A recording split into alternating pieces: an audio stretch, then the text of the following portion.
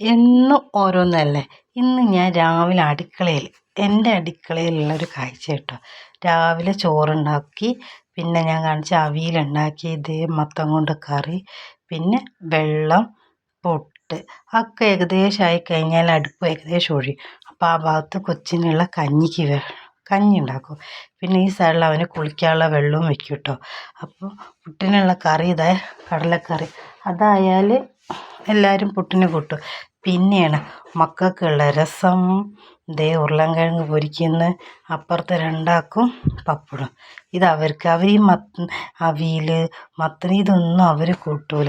എങ്ങനെ പറഞ്ഞാലും സ്ഥാനത്ത്. പിന്നെ അതല്ല, ഇപ്പം നമ്മൾ പറഞ്ഞില്ലേ നവമിയുടെ നോൽമ്പും കൂടി ആകുമ്പോൾ നമുക്ക് പച്ചക്കറിയേ പറ്റുള്ളൂ. സ്ഥാനത്ത് നോൺ വെജൊക്കെ ആണെങ്കിൽ ഒരു ചോറും മീൻ കറിയും ഒരു മീൻ പൊരിച്ചതും ഉപ്പേരി ഉണ്ടായാൽ ഇത് മതി. ഈ പച്ചക്കറി ഉണ്ടാകുമ്പോൾ എനിക്ക് ഭയങ്കര ടെൻഷനാണ് കേട്ടോ. കാരണം ഒന്നെങ്കിൽ കറി നന്നായോ ഇല്ലേ, എനിക്ക് ടേസ്റ്റ് ഉണ്ട് കുഴപ്പമില്ല പറയുമ്പോൾ ഏട്ടനതിൽ എന്തെങ്കിലും ഒന്ന് കൂടും. അങ്ങനെ എന്തെങ്കിലും എന്തെല്ലാം ഉണ്ടാക്കിയാലും ഞാൻ എക്സ്ട്രാ ഒരു ചമ്മന്തിയോ അല്ലെങ്കിൽ ഇച്ചിരി തൈരോ വയ്ക്കും. ഇത് വെച്ചെങ്കിലും ചോറുണ്ട് പോകണ്ടേ. ഇല്ലെങ്കിൽ വന്നാൽ അത് ശരിയായില്ല ഇത് ശരിയായില്ല എന്നുള്ളൊരു 100 പറച്ചിൽ ഞാൻ കേൾക്കും. എന്നെപ്പോലെ എല്ലാ അമ്മമാരും ഉണ്ടോയെന്ന് എനിക്കറിയില്ല കേട്ടോ.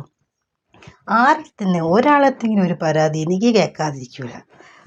അങ്ങനെയല്ല, ഓരോരുത്തർക്കും ഓരോ ടേസ്റ്റാണ്. അപ്പം നമ്മളെ ഒരു ടേസ്റ്റ് വെച്ചാവും ഞാൻ എല്ലാവർക്കും ഉണ്ടാക്കുക. അപ്പം അതുകൊണ്ടാണ് ഞാൻ പറയും, ഈ നോൽമ്പ് കാലത്ത് ഭയങ്കര ഒരു ടെൻഷൻ പിടിച്ചൊരു കാര്യം കേട്ടോ. നമ്മൾ രാവിലത്തെ എന്താക്കും, അത് കഴിഞ്ഞ് വൈകിട്ട് എന്താക്കും, ഇങ്ങനെ ഒരു വല്ലാത്തൊരാദി. എന്നെപ്പോലെ ആർക്കെങ്കിലും ഉണ്ടോ?